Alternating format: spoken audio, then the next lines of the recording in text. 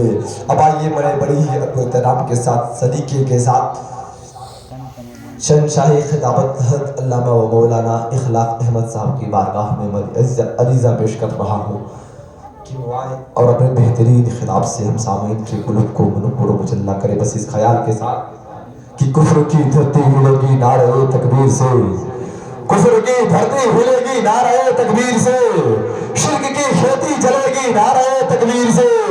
نعرہ تکبیر کا نعرہ لگاؤ دوستو، ہر کلی کھلتی رہے گی نعرہ تکبیر سے، ہر کلی کھلتی رہے گی نعرہ تکبیر سے. آئیے حضرت کا استقبال نعرہ تکبیر و رسالت سے کر لیا جائے. نعرہ تکبیر، نعرہ رسالت، علماء اہل سنت، خواجہ کا ہندوستان، ہندوستان کا سنی مسلمان. نعرہ تکبیر، نعرہ رسالت.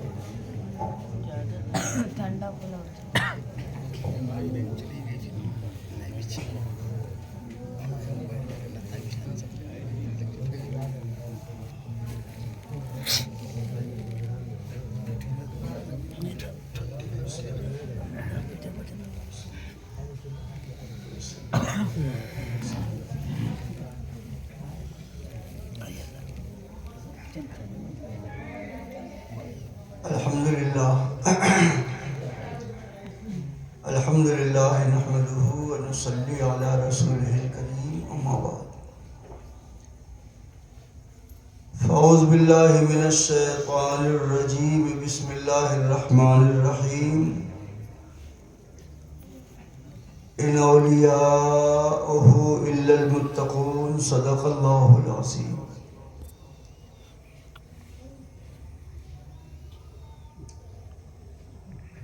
جو شے تیری نگاہ سے گزرے درود پر، جو شے تیری نگاہ سے گزرے درود پر، ہر جز و کل ہے مظہر انوار مصطفیٰ.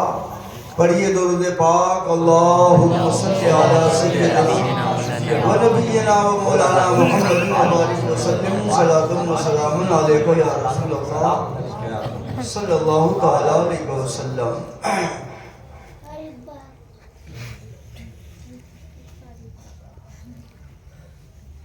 درود پاک کے تعلق سے میں نے جو یہ شعر پڑھا، غالباً آپ نے اس پر پوری توجہ مبذول نہیں فرمائی.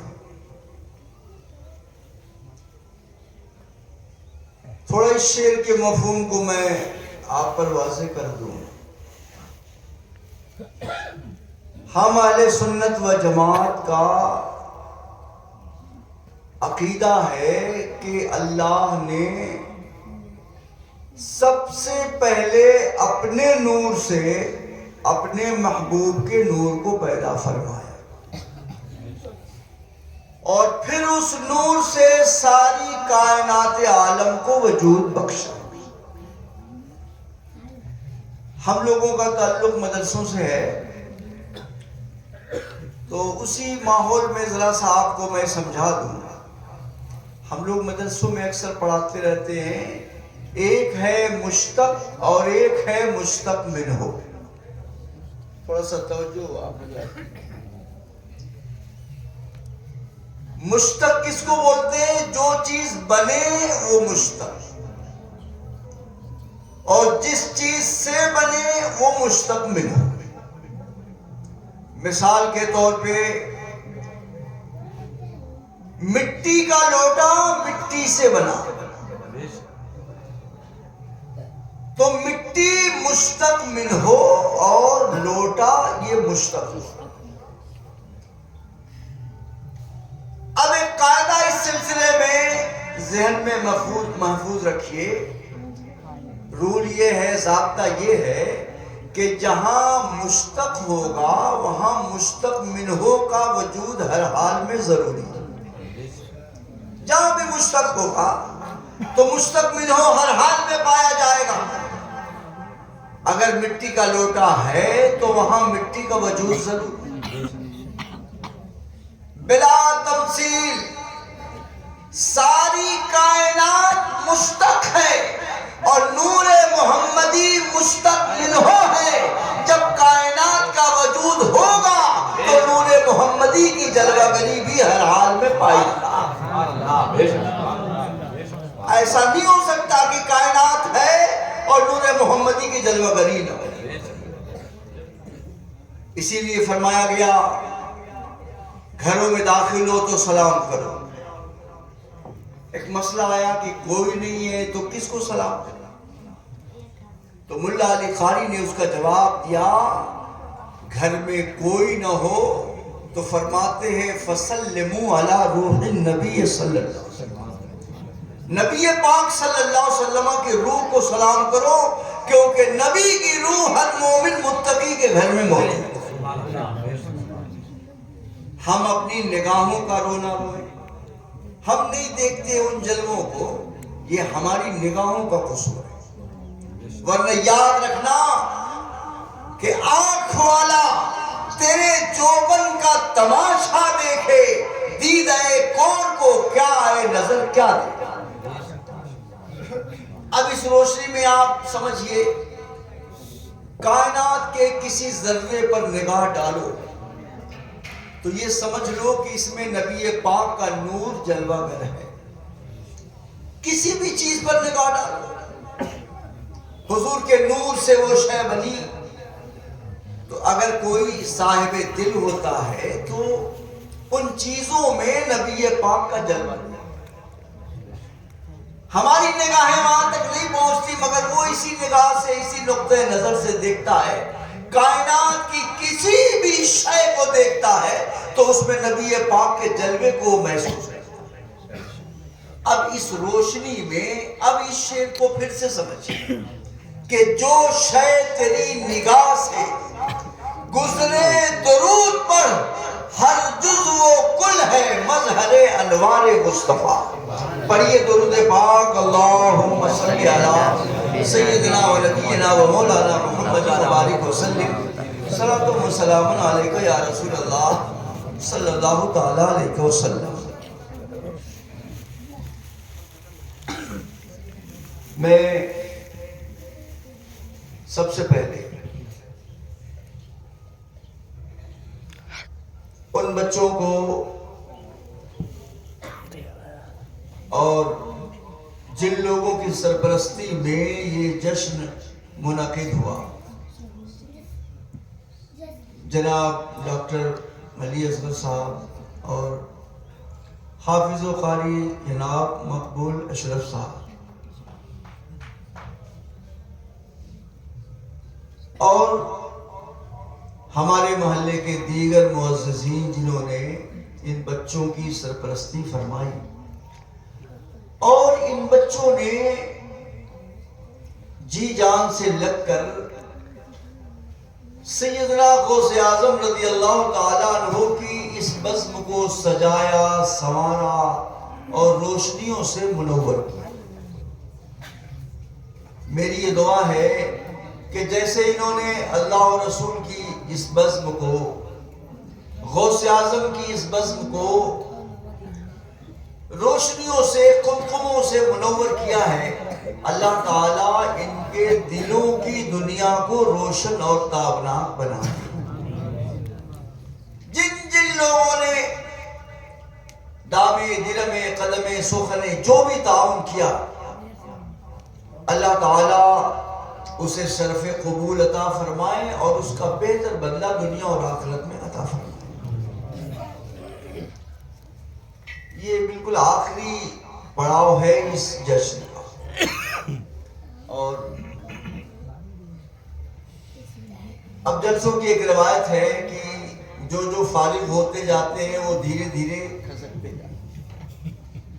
اب چند لوگ ہیں یہاں پہ، ان کے بھی دل کی تمنا یہ ہوگی کہ جلدی سے معاملہ ختم ہو جائے تو ہم لوگ بھی یہاں سے کم چلنے کا انتظار، تھوڑی دیر، کب تک چلانا ہے؟ کتنی دیر؟ بولیے سنا جاتا نہیں مطلب اچھا چلے گا بھائی معصوم، 1 گھنٹہ بول رہے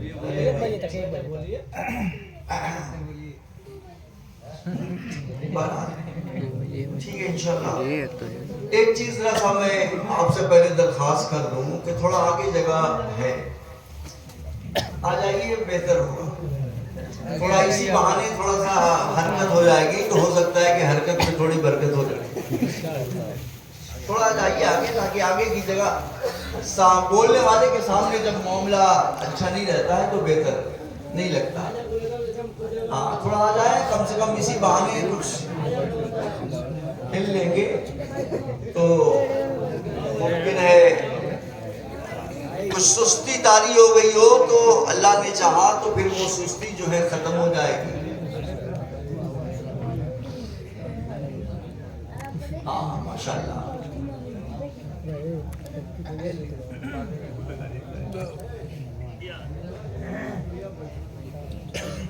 درود شریف پڑھ لیجیے، اللہم صلی علی سیدنا مولانا محمد کریم صلی اللہ تعالیٰ علیہ وسلم۔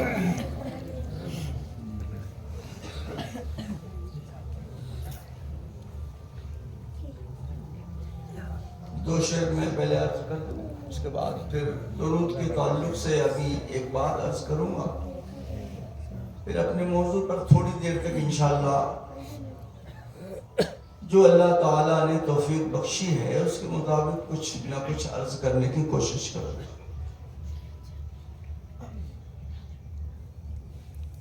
جشن غوث اعظم میں ہماری اور آپ کی حاضری ہے، اور یہ یاد رکھیں ہمارا ذوق طلب جتنا ہی بیدار ہوگا، جتنا ہی عمدہ ہوگا، ان بارگاہوں سے فیضان بھی اسی اعتبار سے ہوگا۔ امید قوی رکھیے، انشاءاللہ اگر امید قوی ہوگی تو بارگاہ رب سے فیضان بھی اسی کے اعتبار سے ہوگا۔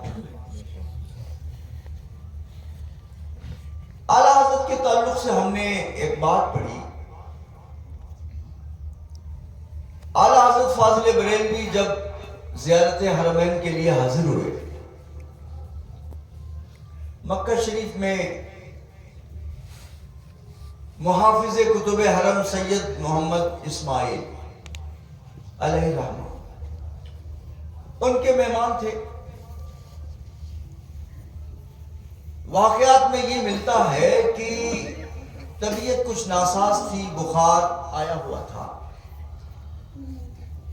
ایسے عالم میں جب طواف کے لیے آپ نکلے تو بدلیاں چھائی ہوئی تھی، ایسا لگتا تھا کہ برسات ہوگی۔ سید صاحب کہنے لگے حضرت تھوڑا رک جائیں،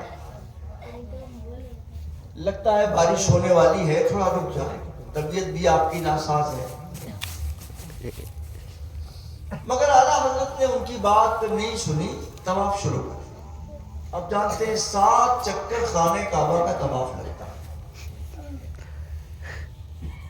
جیسے ہی طواف شروع کیا بارش شروع ہوئی اور بھیگ بھیگ کے طواف کرتے ہیں۔ آپ ذرا اس منظر کو یاد کرو،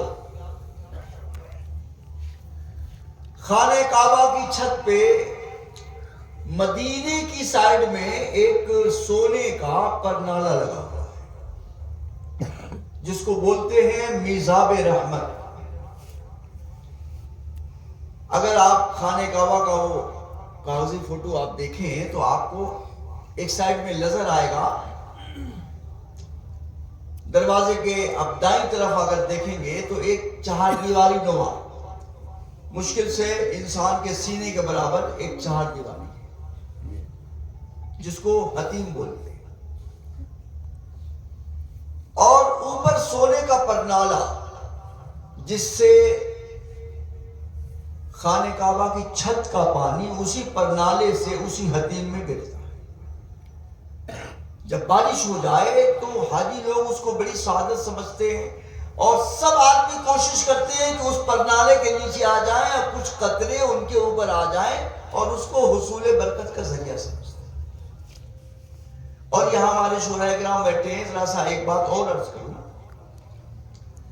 اکثر ہم لوگ سوچتے ہیں، سنتے تھے پہلے کہ جس کے سجدے کو محراب کعبہ جھکے، سلام کا شعر ہے، جس کے سجدے کو محراب کعبہ جھکی ان بھاؤں کی لطافت پہ لاکھ۔ یہ محراب کعبہ کے جھکنے کی بات اکثر ہم سنتے تھے، مگر وہاں جانے کے بعد سمجھ میں آیا اعلیٰ حضرت کے اس شعر کا مطلب۔ جو حج کرنے گئے ہوں گے، عمرے میں گئے ہوں گے، انہوں نے اپنی آنکھوں سے دیکھا، مگر میں آپ کو بتاتا ہوں، خانہ کعبہ ایک گول چوکور عمارت ہے، حتیم بغل میں بالکل تھوڑا سا، میں نے بتایا سینے کے برابر ایک چہار دیواری ہے، گیٹ کھلا رہتا اس میں۔ حضرت عائشہ رضی اللہ تعالی عنہا ایک مرتبہ نبی پاک سے عمرے کے موقع پر عرض کرتی ہیں کہ یا رسول اللہ میں چاہتی ہوں کہ میں خانہ کعبہ کے اندر نماز۔ تو آقا صلی اللہ علیہ وسلم نے ان کا ہاتھ پکڑا اور حتیم میں سے بھیج دیا اور یہ فرمایا کہ یہی نماز پڑھ، یہ خانہ کعبہ کا حصہ ہے۔ تیری قوم نے جب خانہ کعبہ کی تعمیر کیا، حلال پیسے کی کمی ہونے کی وجہ سے جتنا حصہ بن سکا بنایا اور اتنا حصہ باہر، یہ بھی خانہ کعبہ کا حصہ ہے، اس میں پڑھ لو، گویا تم نے خانہ کعبہ میں نماز پڑھی۔ اب وہاں کا جب منظر آپ دیکھیں گے تو یہ خانہ کعبہ کی عمارت، بغل میں حتیم اور ٹھیک اس کے سامنے باب المدینہ، حتیم کا رخ سیدھے مدینے کی طرف، باب المدینہ ٹھیک اس کے سامنے لکھا ہوا ہے۔ اب جب اس منظر پر غور کریں گے تو خانہ کعبہ کے بغل میں حتیم اور ادھر مدینہ، ایسا لگتا ہے کہ خانہ کعبہ مدینے کی طرف جھکا، بالکل ایسا محسوس ہوتا ہے کہ خانہ کعبہ جھکا۔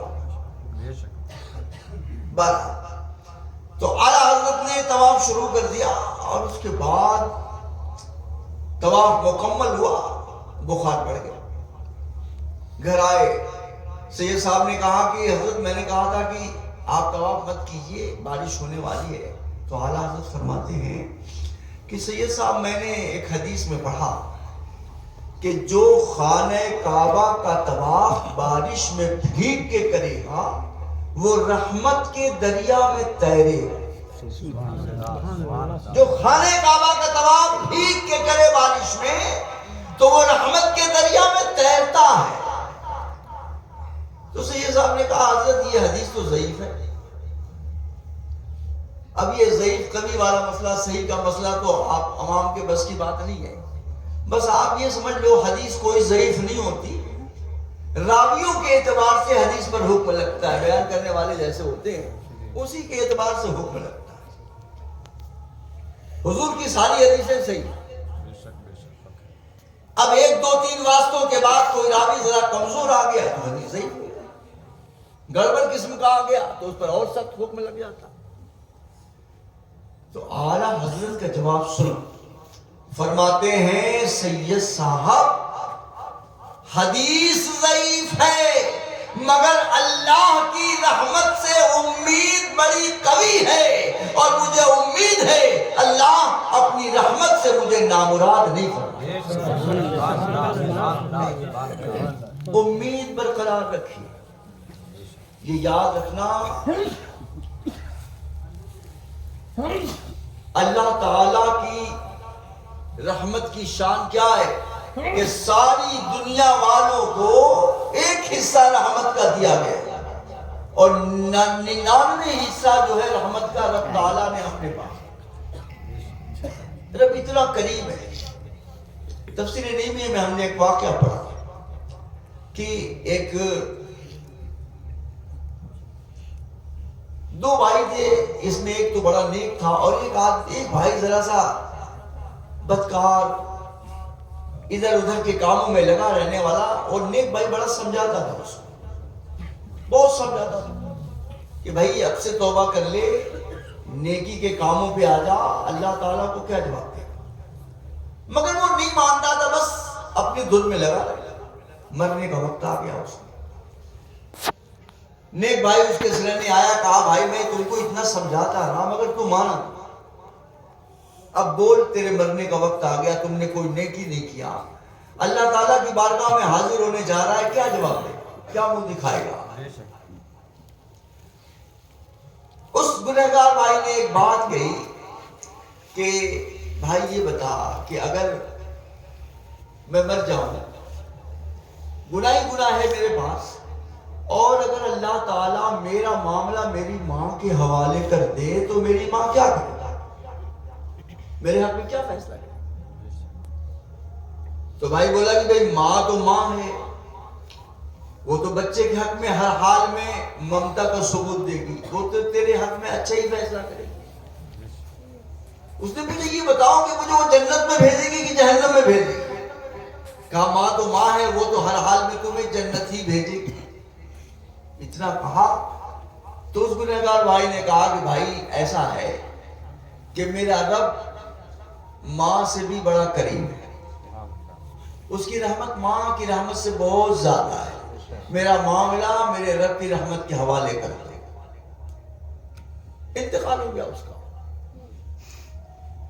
ایک بزرگ نے خواب میں دیکھا، مجھے کیا ہوا تیرے ساتھ؟ کہا کہ رب کی رحمت پر میرے اعتماد نے مجھے بخشوا دیا، اللہ تعالیٰ نے اس امید کی بنیاد پر میری مغفرت.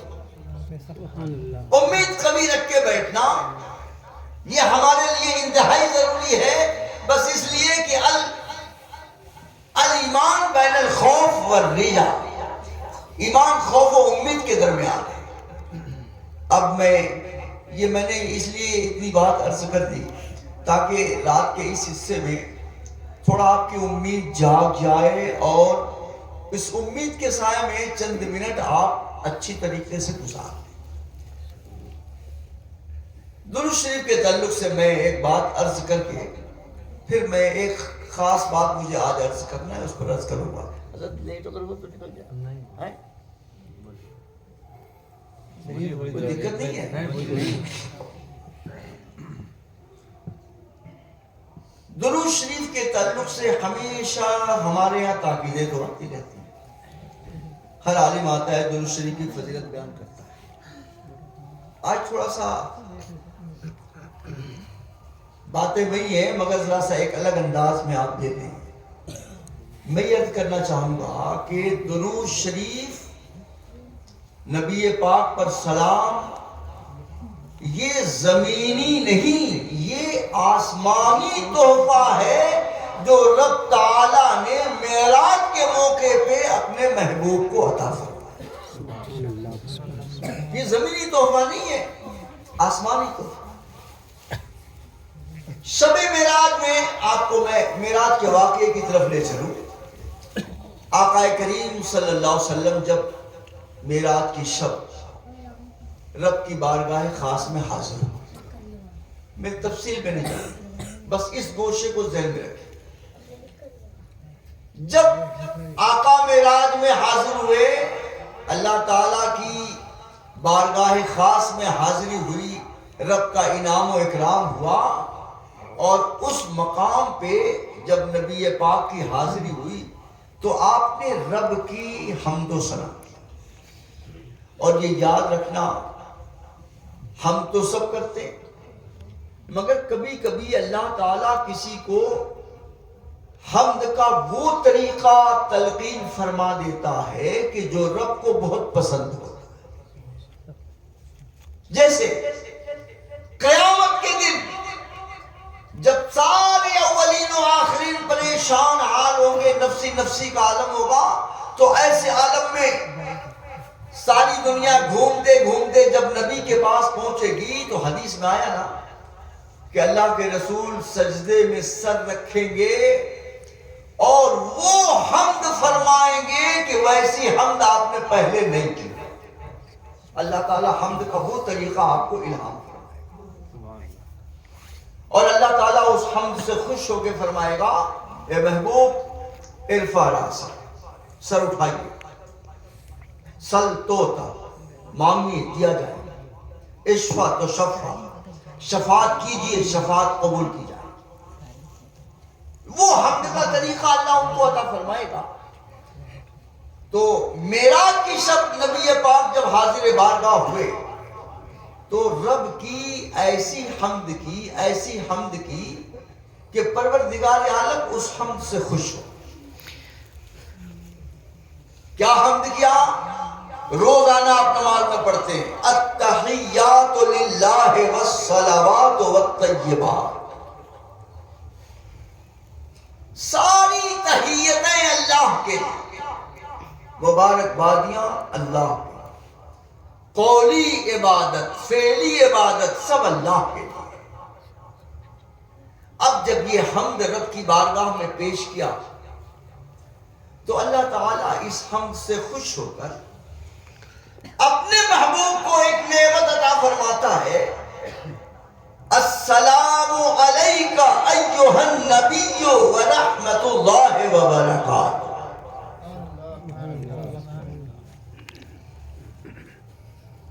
اے نبی آپ پر اللہ کا خاص سلام، اس کی خاص رحمت ہے. علماء بیٹھے یہاں پہ کچھ طلبہ بھی ہیں، تھوڑا سا عربی گرامر کے اعتبار سے میں آپ کو بتاؤں، اضافت میں کم سے کم کیا ہوتا ہے، تعریف نہیں تو تخصیص ہوتی ہے، خاص ہونے کی بات آتی ہے. الف لام بھی اسی کے لیے ہوتا ہے. اب سنیے، اب ترجمہ کیا ہوا اس کا؟ السلام علیکہ ایھا النبی، اے نبی آپ پر رب کا خاص سلام. الف لام لکھا ہے خاص سلام، اس کی خاص رحمتیں، اس کی خاص برکتیں نازل ہوں. یہ اللہ تعالیٰ نے اپنے محبوب کو اپنی بارگاہ سے سلام کا تحفہ عطا. تو یہ نبی پہ صلاۃ و سلام جو ہے یہ زمینی نہیں، یہ آسمانی تحفہ ہے جو معراج کی شب ہے. اب میرے نبی پاک کی رحمت اپنی امتیوں پر دیکھو.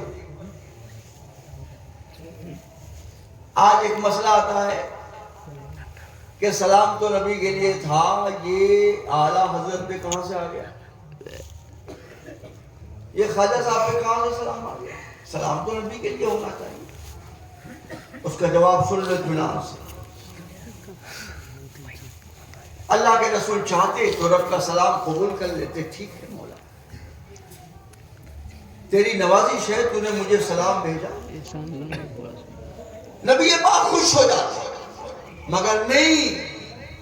آگے دیکھو، نبی پاک نے اس کے بعد کیا فرمایا؟ جب رب کا سلام ملا تو فرماتے ہیں السلام علینا وعلی عباد اللہ الصالحین. اے اللہ، یہ سلام مجھی تک محدود نہ رہے بلکہ ہم پر بھی سلام اور اللہ کے نیک بندوں پر بھی سلام. کوئی پوچھے کہ ان پر کہاں سے سلام آیا تو کہہ دینا یہ ہم نے نہیں پیش کیا ہے، یہ تو نبی کی مرضی ہے کہ نبی پاک کو سلام ملا تھا، مگر نبی نے اس سلام میں اپنے خاص محبوبوں کو بھی شامل کر دیا. نبی تو کہا چاہتے تو رک جاتے، کوئی مسئلہ نہیں تھا، مگر نہیں، فرمایا ہم پر بھی سلام اور اللہ کے نیک بندوں. اور اگر آپ تھوڑا سننے کے موڈ میں ہو تو میں ایک خاص بات کر دوں.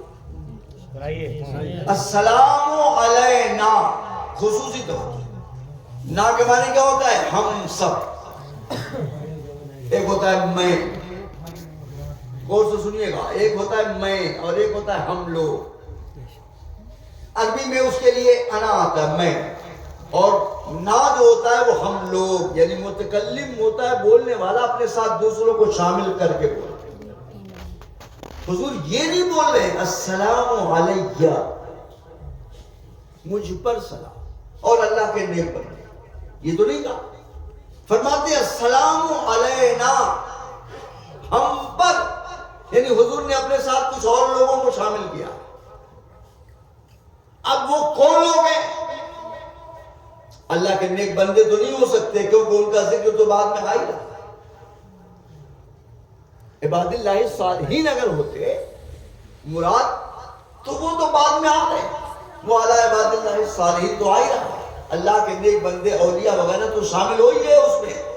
نام اور کون ہے غور کریں گے تو فرمایا گیا اللہ کے رسول کی یہ کرم نوازی تھی کہ حضور پاک نے اس سلام میں اپنی گناہگار امت کو بھی شامل کر لیا اور ساتھ ساتھ ان کے اللہ کے جو نیک بندے تھے ان کو بھی شامل کیا اور یہ فرمایا السلام علینا، ہم پر سلام اور اللہ کے نیک بندے.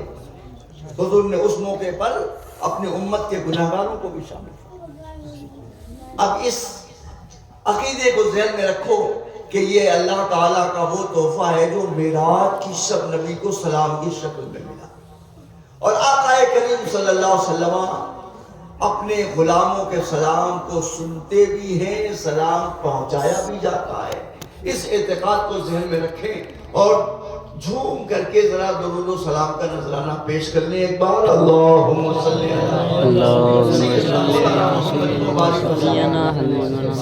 سلام علیکہ یا رسول اللہ.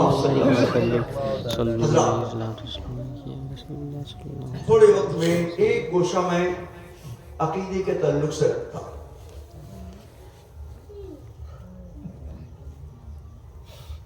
آپ جانتے ہیں مکلف ہونے کے بعد سب سے پہلے ایک انسان پر ایک ذمہ داری ہے ایمان. اللہ کو مانے، رسول کو مانے، کتابوں کو، یہ ساری ایمانیات کی ایک تفصیل ہے. اللہ تعالیٰ کو ماننے کا مطلب کیا ہے کہ ہم اس کی ذات میں یا اس کی صفات میں کسی کو شریک نہ کریں، شرک سے بچنا. مگر یہ لفظ شرک آج کے زمانے میں اتنا عام ہو گیا کہ جو اس کے معنی اور مفہوم کو نہیں سمجھتے وہ بھی اس کا استعمال کرتے ہیں. آج میں تھوڑی سی ہلکی وضاحت اس کی کر دوں تاکہ انسان کے اندر جو غلط فہمیاں ہیں وہ دور ہو جائیں اور غوث اعظم کے تعلق سے اس کو میں جوڑوں گا انشاءاللہ. عام طور پر آج کل ایک بات پھیلی ہوئی ہے کہ جو چیز اللہ کے لیے بولی جائے وہ رسول کے لیے یا بزرگوں کے لیے بولی گئی تو یہ شرک ہوتا ہے. خاص طور پہ توجہ، جو لفظ اللہ کے لیے بولا گیا وہ رسول کے لیے، بندوں کے لیے، اولیاء کے لیے نہیں بولا جا سکتا. حالانکہ یہ بات تو پہلی نظر میں غلط ہے مگر میں اس کی وضاحت کروں. شروع میں ذرا سا میں آپ کو یہ بتا دوں، اللہ تعالی رؤوف ہے، رحیم ہے. ایک صفت ہے اللہ کی رؤوف رحیم. لیکن قرآن ہی اس لفظ کو نبی کے لیے بھی بول رہا ہے. لقد جاءکم رسول من انفسکم والی آیت پڑھیے اور آخر میں کیا ہے؟ وَبِالْمُؤْمِنِينَ رَؤُوفٌ رَحِيمٌ، اور یہ نبی مومنوں پہ مہربان رحم والے. تو رؤوف رحیم اللہ کے لیے اور وہی رؤوف رحیم رسول کے لیے بولا جاتا ہے. مگر عام حالات میں ذرا سا میں آپ کو سمجھانا چاہتا ہوں، تھوڑا سا آپ کی ذہنی حاضری ضروری.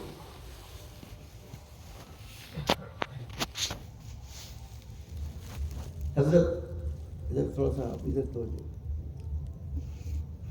اللہ موجود ہے کہ نہیں؟ حضرت اللہ موجود ہے کہ نہیں؟ ہے اللہ موجود.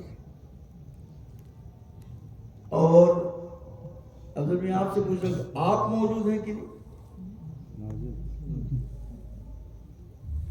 یہ کہہ رہے ہیں کہ میں موجود ہوں اور انہوں حضرت نے کہا کہ اللہ موجود ہے. کوئی فرق ہے دونوں کی بولی میں؟ اللہ موجود ہے اور یہ کہہ رہے کہ میں موجود ہوں، تو کیا یہ موجود بول کے وجود میں اللہ کے شریک ہو گئے؟ تھوڑا اور بولیے. آپ سب مجھے سن رہے ہیں نا، مجھے دیکھ بھی رہے ہیں. یہ بتاؤ کہ اللہ سنتا دیکھتا ہے کہ نہیں؟ اللہ سنتا ہے دیکھتا ہے، اور آپ لوگ بھی سنتے ہیں دیکھتے ہیں. کیا فرق ہے؟ کیا سننا دیکھنا آپ کا اللہ کے سننے دیکھنے کی طرح ہو گیا؟ مجلس کے تعلق سے میں مثال دیتا ہوں اور تھوڑی سی اس کو آگے بڑھاتا ہوں. بیٹا کون دیتا ہے؟ اللہ دیتا ہے. بیٹا کون دیتا ہے؟ اللہ. اور جبریل بولتے ہیں حضرت مریم کے پاس آگے کہ میں تیرے رب کا بھیجا ہوا آیا ہوں لِأَهَبَ لَكَ غُلَامًا زَكِيًّا، تاکہ میں تجھے ایک ستھرا بیٹا دے دوں. قرآن یہ بولتا ہے کہ اللہ بیٹا یَهَبُ لِمَن یَشَاءُ ذُکُورًا، اللہ جس کو چاہے مذکر اور جس کو چاہے مؤنث اولاد دیتا ہے. یہ اللہ دیتا ہے. اور جبریل بولتے ہیں کہ میں دے دوں بیٹا. اور باقی میں آؤں سورہ آل عمران اور دیگر صورتوں میں اس واقعے کو کہیں اجمالاً کہیں تفصیلاً بیان کیا. قرآن مجید میں بنی اسرائیل کے امام حضرت عمران، ان کی بیوی ہیں حضرت حنہ. عمر زیادہ ہو گئی، ایسے عالم میں ان کی بیوی نے ایک نذر مانی کہ اللہ اگر تو مجھے ایک بیٹا دے دے تو میں نذر مانتی ہوں کہ اس کو تیرے گھر بیت المقدس کی خدمت کے لیے میں وقف کروں. نذر مانی. قرآن میں اس کا تذکرہ وَإِذْ قَالَتِ امْرَأَتُ عِمْرَانَ رَبِّ إِنِّي نَذَرْتُ لَكَ مَا فِي بَطْنِي مُحَرَّرًا، یہ سب بیان کیا. اتفاق کی بات کہیے، نذر مانی اور اللہ تعالیٰ نے ان کے گھر ایک اولاد تو عطا فرما دی، مگر بیٹا نہیں ہوا بلکہ بیٹی پیدا.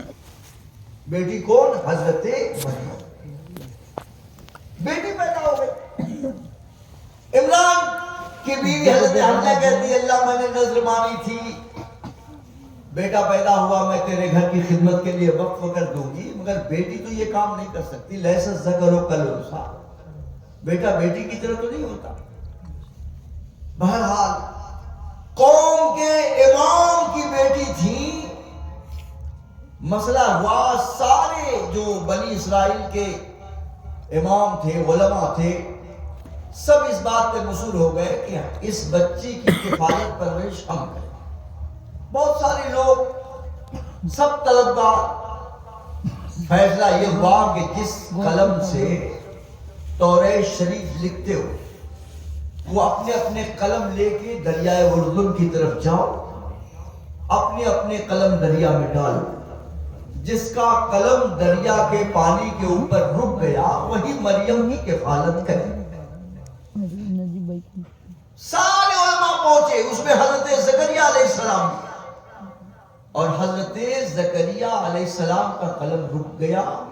قرآن کہتا ہے وَكَفَّلَهَا زَكَرِيَّا، اور زکریہ نے مریم کی کفالت دیکھ ریکھ میں آ گئی. اب آگے کا مسئلہ سنا. زکریہ علیہ السلام نے بیت المقدس کے پورا میں کمرہ بنا دیا اور حضرت مریم بڑی تیزی سے پروان چڑھ گئی. نشو و نما بہت زبردست تھی. اسی کمرے میں وہ نماز پڑھتی، اللہ کی عبادت کرتی، کھانے پینے کا انتظام حضرت زکریہ اسی کمرے میں کرتے. دن گزرتے رہے. ایک مرتبہ کیا دیکھا، جب کمرہ کھولا، کھانے کا انتظام کر کے اندر گئے تو کیا دیکھتے ہیں کہ مریم کے پاس بھی موسم کا پھل ہے. آج کے زمانے میں تو سائنس اتنی ترقی کر گئی کہ اب تو ہر موسم میں، ہر سیزن میں ہر قسم کا پھل ملتا. اب کوئی پھل کا کوئی سیزن نہیں بچا، اب سب ہر موسم میں دستیاب. یہ ہے کہ موسم میں سستا ملے گا، لیکن عام موسم میں موسم نہیں ہے تو بھی وہ پھل مل جائے گا۔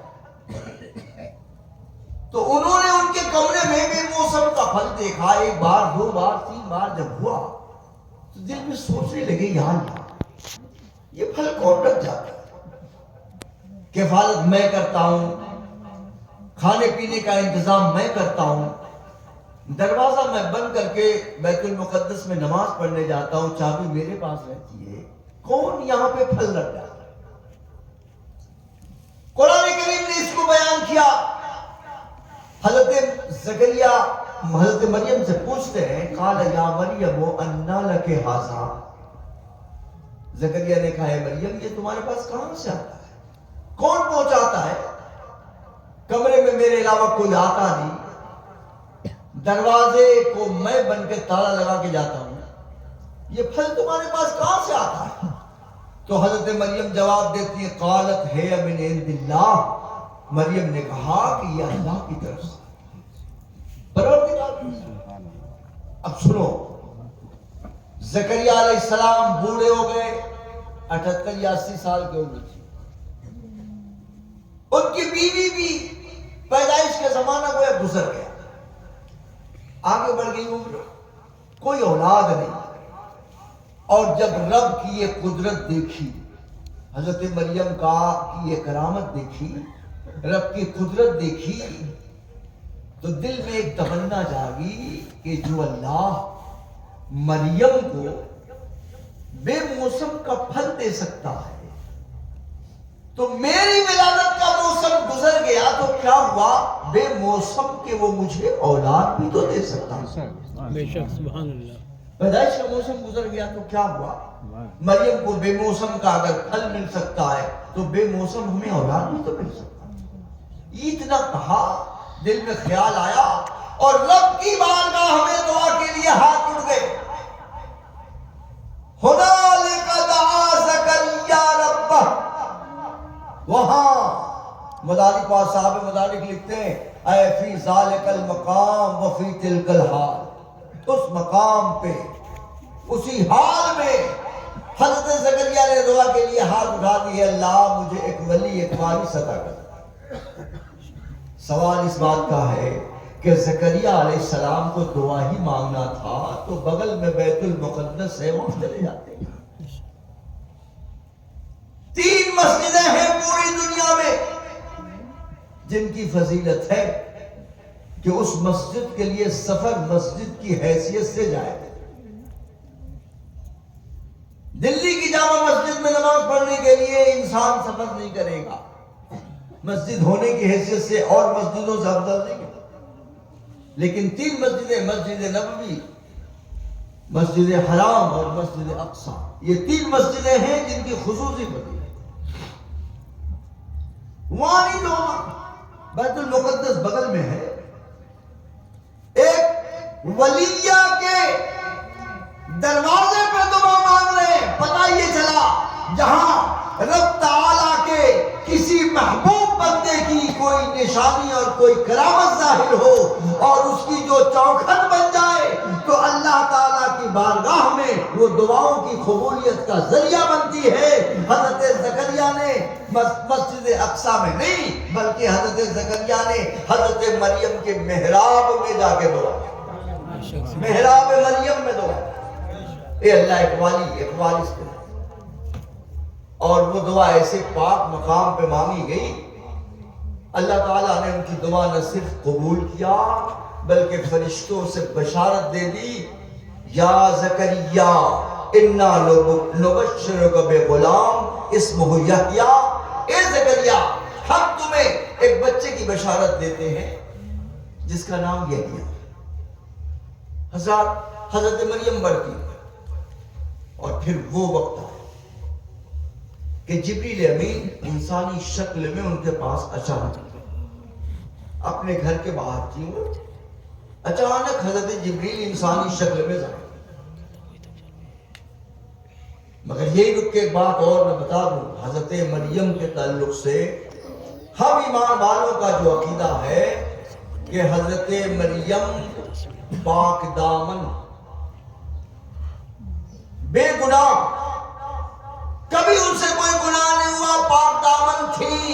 اور ان کی پاک دامنی کو قرآن نے بیان کیا ہے، لہذا ہر مسلمان ان کی پاک دامنی کا عقیدہ رکھتا ہے۔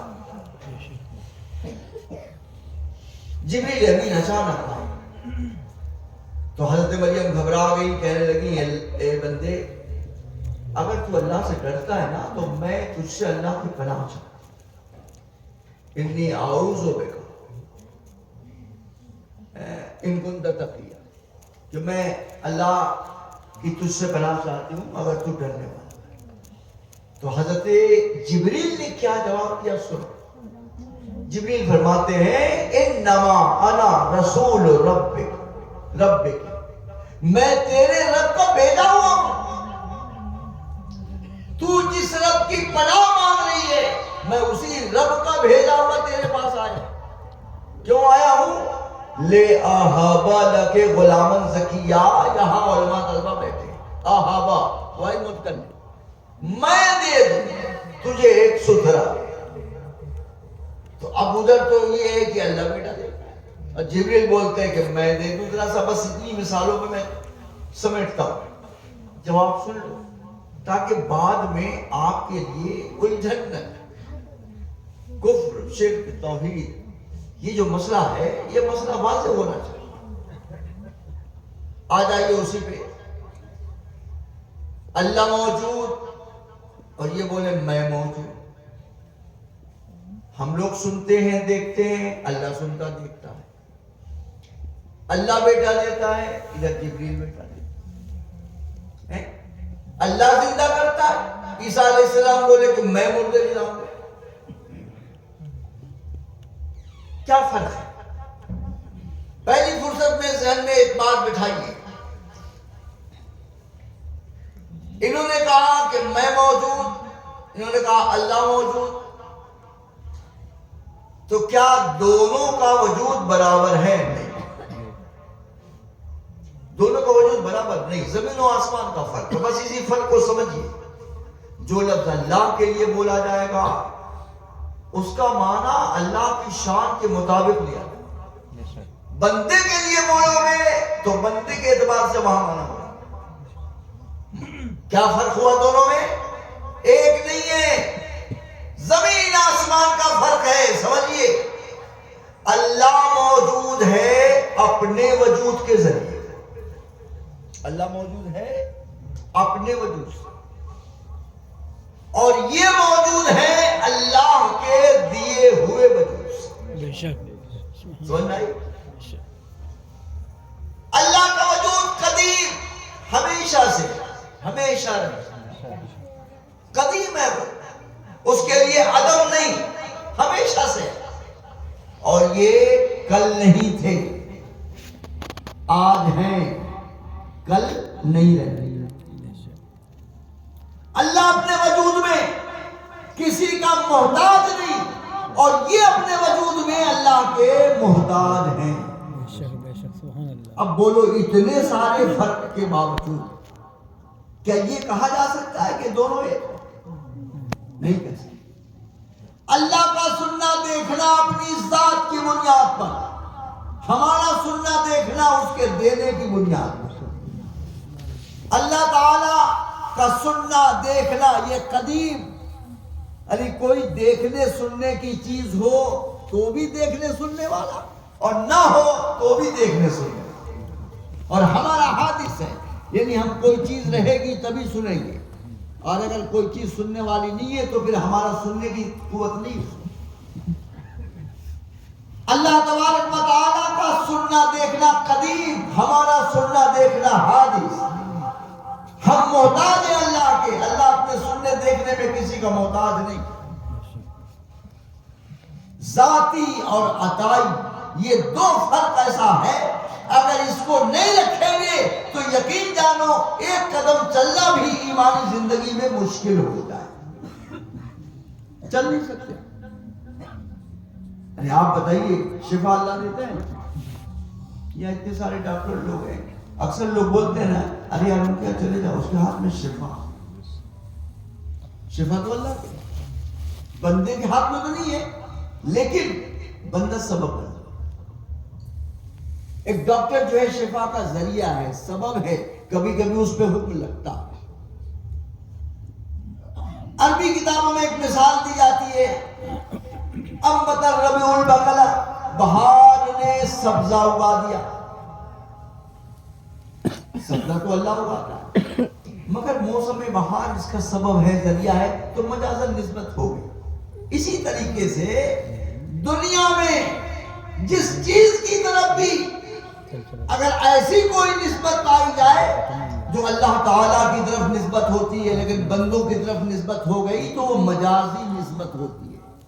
یہ اللہ والے قبروں میں ہیں، ایک انسان ان کی بارگاہوں میں حاضر ہوتا ہے، تو اس بات کو ذہن میں رکھیں کہ کوئی بھی مسلمان کسی ولی کے آستانے پہ اس لیے نہیں آتا کہ ان کے اندر خدائی طاقت مانتا، ہر حاشا، اگر کوئی جاہل جا کر کے ایسا ویسا کام کرتا ہے تو اس کا ذمہ دار وہ ہے، مذہب اہل سنت اس کا ذمہ دار نہیں ہے۔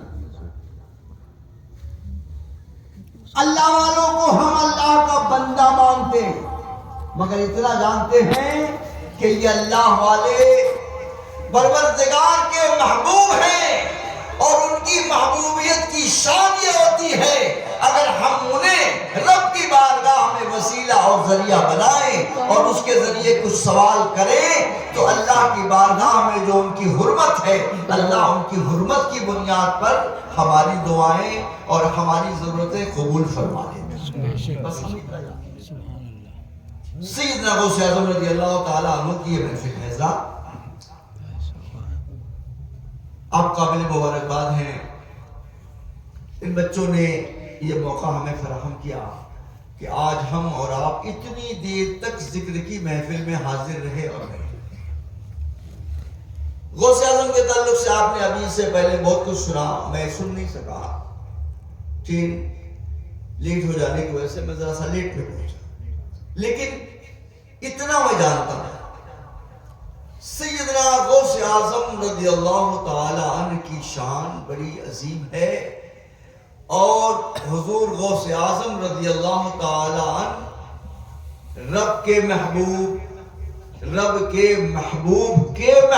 ہیں، اور اللہ تبارک و تعالی نے انہیں ایسی عظمت و بزرگی عطا فرمائی کہ سارے اولیاء کے گردنوں پہ غوث اعظم کا قدم مانا۔